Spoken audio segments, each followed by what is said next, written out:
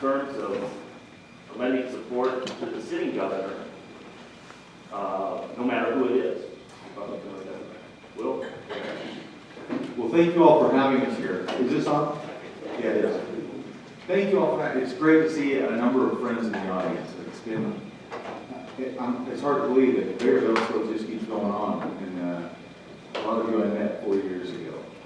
The Secretary of State's office is a unique office in our state. There are only 5 states that have a Secretary of State rather than and no Lieutenant Governor.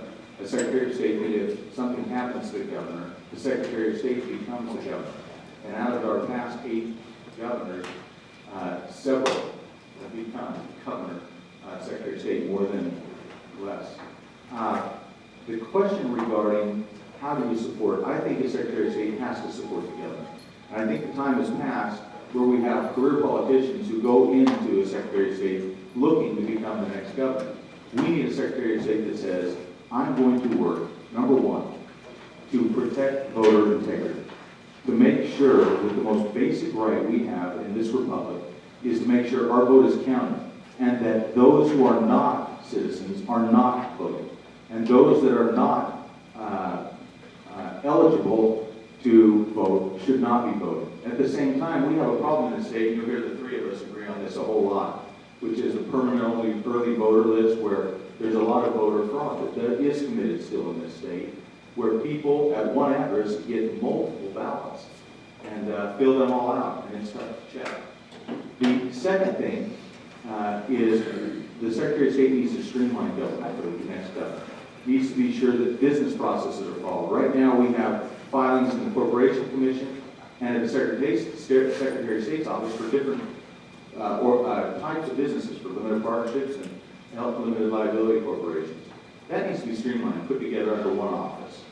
The third thing that the Secretary of State needs to do that has not happened in the past is have someone who is interested in economic development of the state and will go over mainly to the People's Republic of California next door and will solicit businesses, owners of businesses to come to this state and can speak to them peer to peer.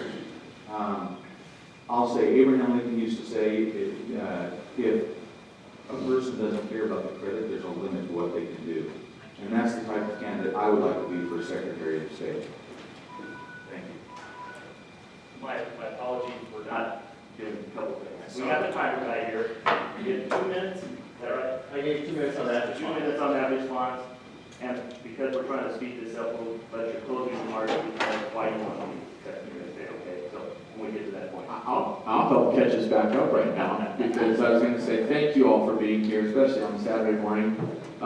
Ditto pretty much everything that was said there, and thank you for coming. Just kidding. I've had this conversation with several of the governor's candidates that I've said to them, I believe that you could really utilize the Secretary of State's office to help advance the state's agenda and what the administration's agenda is. And everyone that I've spoken to has embraced that thought and said, wow, I can actually have somebody as a right-hand man or woman to really help push this thing along. And I think that's something that should be done in this office. I also believe that the Secretary of State's office can be an important part on its own of moving the agenda of the state forward, especially in terms of economic development and attracting businesses and others to Arizona. I want to hit really briefly on the second part of that question, which was, regardless of who the governor is, what if we end up with a Democrat in office? Does that mean that one of us as the Secretary of State should say, well, I guess we can't work with you anymore? I chair a committee in the Arizona House of Representatives. It's the Public Safety Committee, Public Safety, Military, and Regulatory Affairs. The vast majority of the bills that come through my committee, I get unanimous support on. And even on some of the, I'll say, controversial stuff that we support, conservative principles, I'll get Democrats to support that sometimes because I'll help them understand why it makes sense. So although we definitely need to work and get a Republican governor, even if it's a Democrat, I know how to work with a Democrat and help them see the value in moving conservative principles forward as well.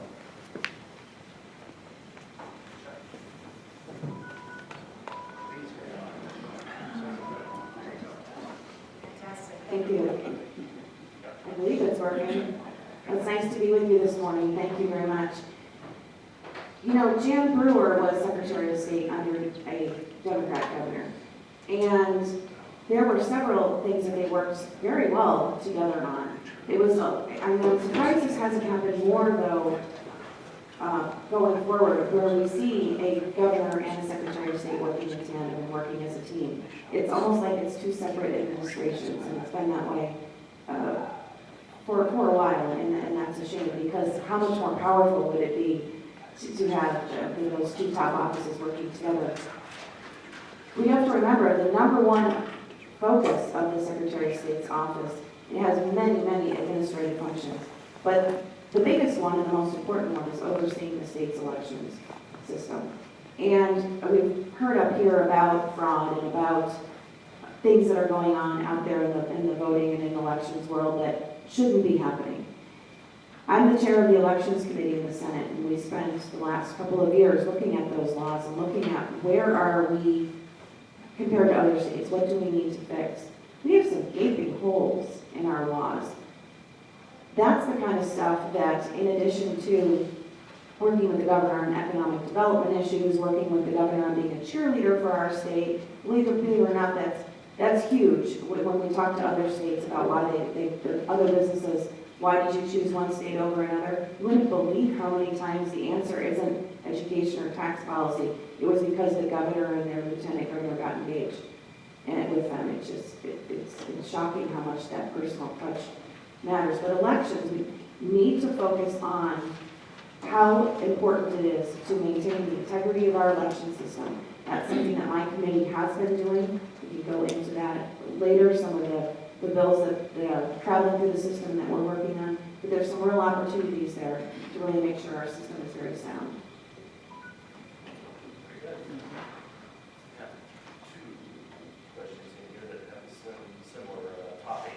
And it's, what is your opinion on national education standards, more commonly known as common? Can't hear you, Steve. Oh, I need a microphone. Not usually, but today. I have two questions here that are similar, and it's what is the opinion of national education, or more commonly known as Common Core standards? And we'll start with Dustin. I'll start with the premise of this, which is constitutional. Imagine that. We'll start with the Constitution, right? There is no constitutional authority for the federal government to be involved in education. And so that's my starting point. I do not believe that the federal government should be mandating standards, and I certainly don't believe that the federal government should be incentivizing standards by holding that carrot out in front of federal funding.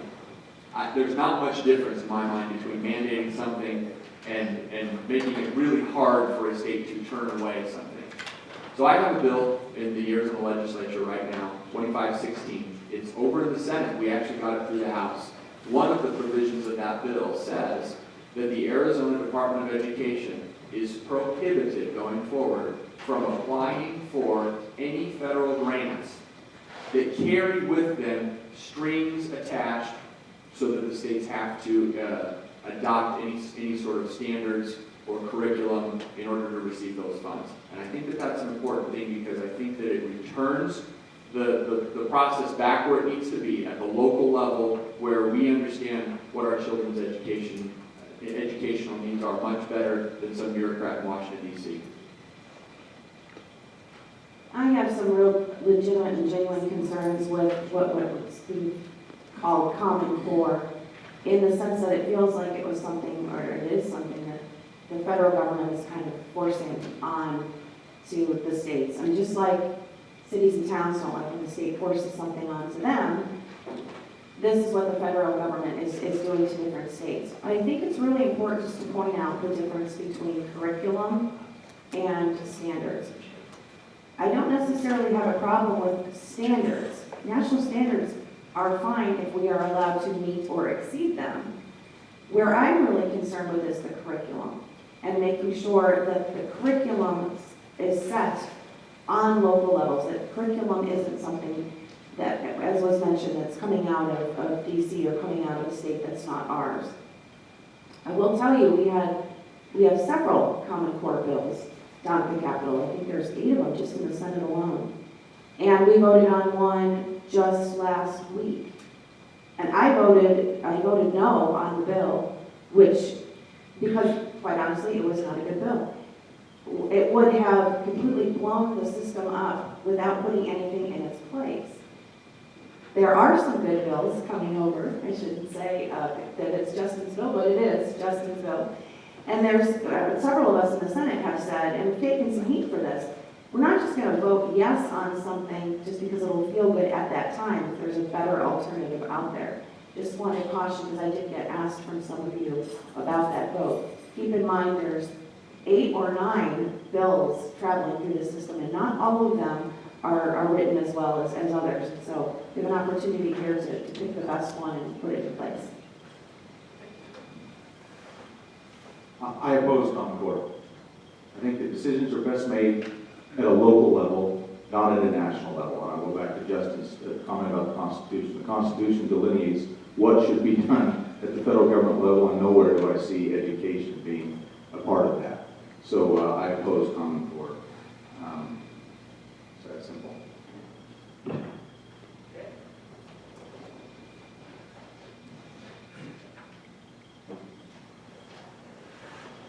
If you were governor, how would you have handled or responded to 1062? Michelle? We've been asked this almost everywhere we've gone. I voted on 1062. I voted yes. I believe that 1062 was incredibly mischaracterized, is a nice way to put it. There was bad public relations on all sides of this bill. People who supported the bill, I don't think, did a very good job of explaining to folks what it did do and what it didn't do. And then people who were opposing this bill, it was a golden opportunity to really start making us think about something that, if you read it, isn't what happened. All of the rancor that came from that bill was, I would say, truly unexpected and unfortunate, and I don't believe that the governor had any other choice but to veto that bill, because it was so completely misunderstood. I would like to think that if one of us up here were, gosh forbid, governor someday, that we would actually work with the legislature in crafting something that worked instead of waiting until the very end to wait for public reaction to define what the bill was. It's very important going forward that we all work together on this bill, should it be charging in. I'm a big proponent of religious freedoms. I think that's why this country was set up. I'm also not a proponent, though, of bills in search of a problem.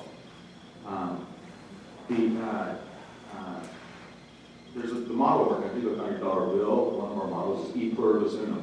And I see too many things that divide us rather than unite us. We, instead of saying, you know, we're going to try and make you a success in life, and therefore when you come to school, we're going to teach you the language in which this republic and democracy are all around the world is based on English.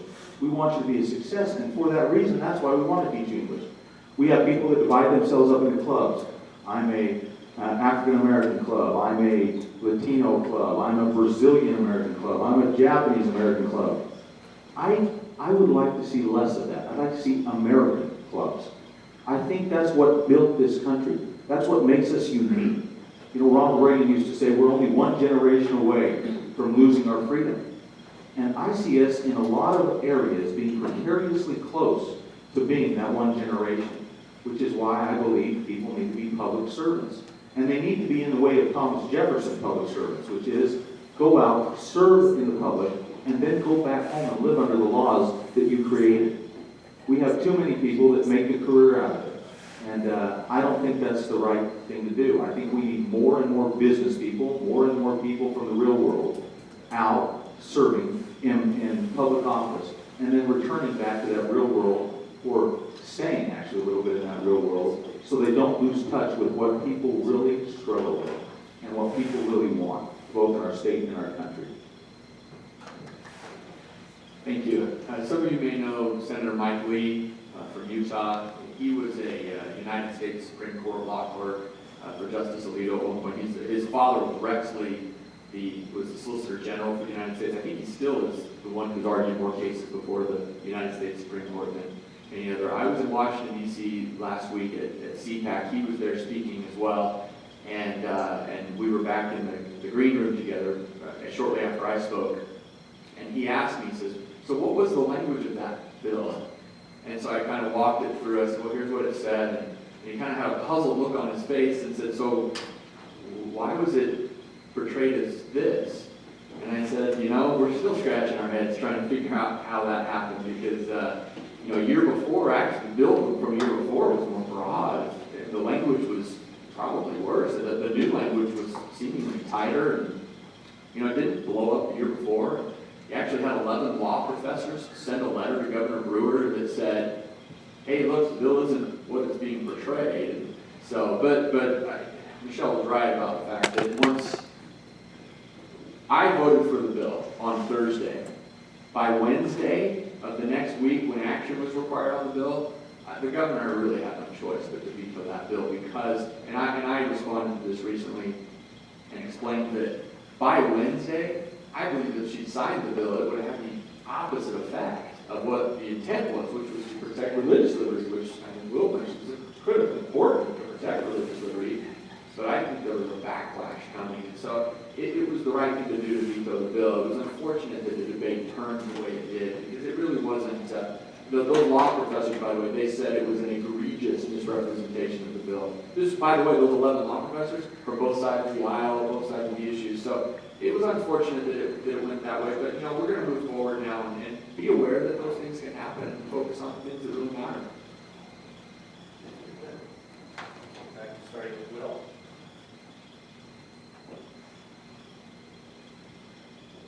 What is your position on clean election programs, and are you running a clean election or traditional? I'm running traditional, I'm not running clean elections. I have a tough time with unions who collect dues from people and then don't ask them exactly where they would like to see their money spent, and therefore goes to different causes than what people who give the money have given for.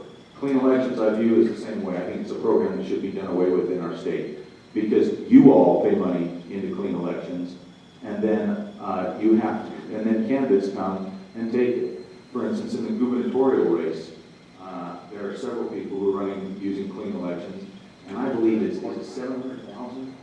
It's almost $800,000 is the limit, and that's crazy. I go back to free markets. I believe in free markets. There was a question about education and Common Core. We have a great school system in Arizona. You know why? Because we believe in free markets in Arizona. We have charter schools all over the place, and people compete with each other on best ideas. The founders of this country wanted to have 50 states.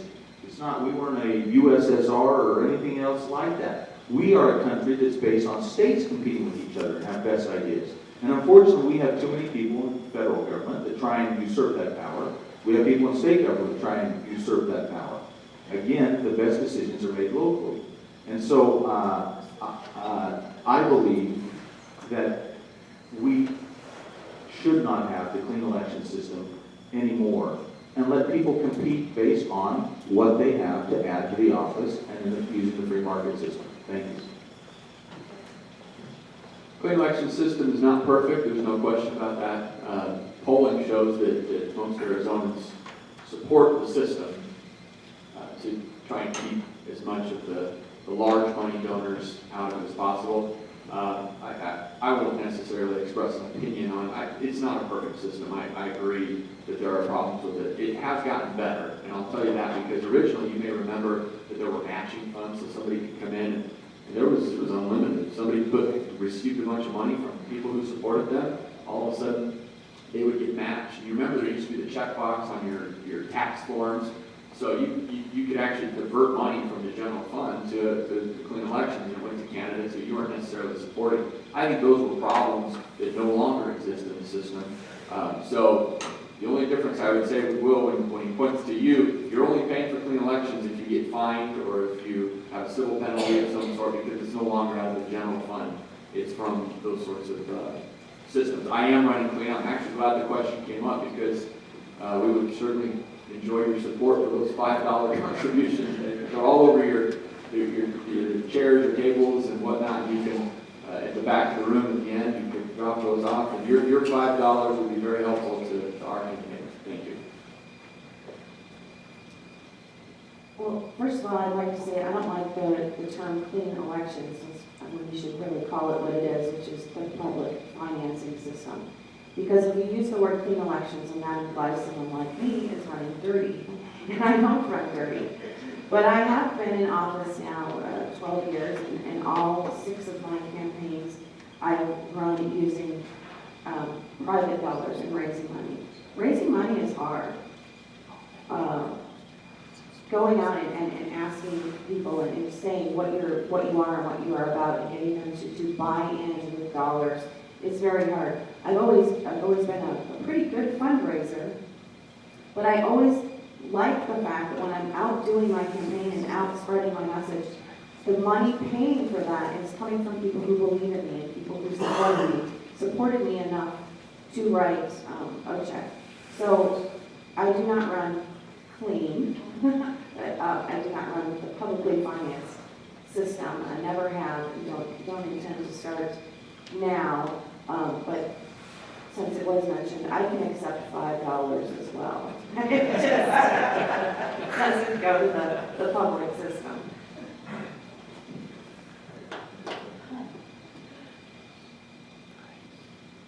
Okay.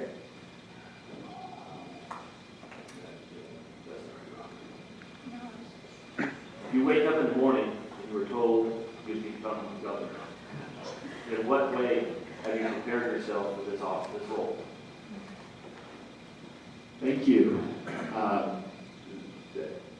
I will tell you that I've had this discussion with my wife, and I had to. I felt it was the only honest thing to do with my wife, because when I went to her and we talked about running for this office, for the last 8 governors have come from the Secretary of State's office by virtue of appointment. And so I have, in my private sector life, I've been in the private sector for more than a decade.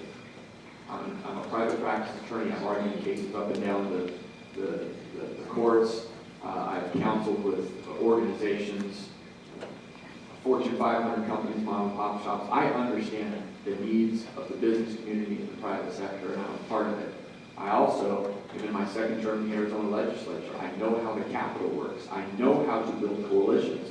I know how to get legislation, policy passed and handled in a way that is supportive of our conservative principles. I also understand the state budget. I understand where the money goes, how it gets there, and what areas we can look to streamline government. I was one of the prime drafters of one of the governor's 4 cornerstones of reform, making the private sector personnel system what we do in government, and taking those best practices, moving them into government. I understand how to operate and how our state government operates, and I believe that those things prepare me to be able to serve in that capacity should it be required.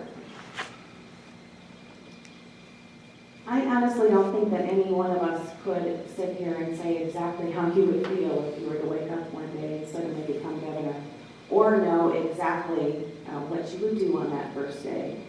In talking to people that have actually experienced that, who have come from the Secretary of State's office and went to work one day as Secretary of State, the next day was putting a transition team together for governor, what they relied on and where they drew their strength from was their legislative experience. And their experience were already inside government. When you've spent 12 years locking halls in the Capitol and working with all different people from all over the state, and you know how the state budget works, as was mentioned, and you know what work departments we have and what they do and which ones are really, really important and which ones maybe aren't as needed or as important. Having that foundation, having that base would be incredibly helpful should, gosh forbid, you ever get put into that situation. And just like Monday morning, I couldn't walk into a big company and say, okay, I'm going to be the CEO on day one. I'm here, I'm CEO, without knowing how many employees does this company have? What do they make? What's their services? What's their budget like? Where does their money? These are things that you learn over time. You're able to draw on those strengths should they be required. I think it's a very important thing to point out about experience and about knowing how government works and also places where government does not work. I'm not running for governor. I think I already proved if I want to run for governor, I'd do it. I picked the office I want to run for because I think I can make a difference there. If I woke up that morning, I'd be very sad because the current governor would like to be a friend, and hopefully be a friend, and I would be sad to lose someone who's a friend. I think what you need to look for, though, is your Secretary of State, who could potentially, is a full spectrum conservative. You need to look for someone who believes the way you believe if they are to become governor. Secretary of State's office is fairly tight on what it does. The governor's office is not. You're running all kinds of different policies. So you need to find someone who's pro-Second Amendment, pro-gun rights. Find someone who's pro-family. Find someone who will fight for you on issues that you expect the governor to fight for. That's what I would hope I would represent, and I think I've proven I represent, as a full-spectrum conservative. I'm also an executive. I run a billion-dollar company. I've done that for the last 15 years. I understand what an executive has to do. It's different than what a member of the legislative branch has to do. Executives run the business and have to have the buck stop with them on different policies. That's something that, as Michelle just pointed out, you only learn with fight and through experience. You have three good choices up here. I think we like each other, and we all think at the end of the day, I'll answer another question, I'll preempt one, that if any of us gets elected, the other two will support that person. We think in the Republican Party we have too much divisiveness, and that we need to come together in the end. So maybe I preempted another one. Sorry, Steve.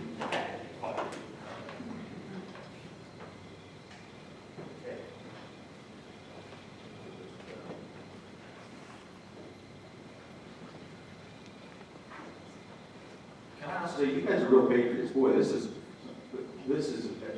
great to have you all here this early in the morning. Listen to a bunch of hot air being spewed from three potential public servants.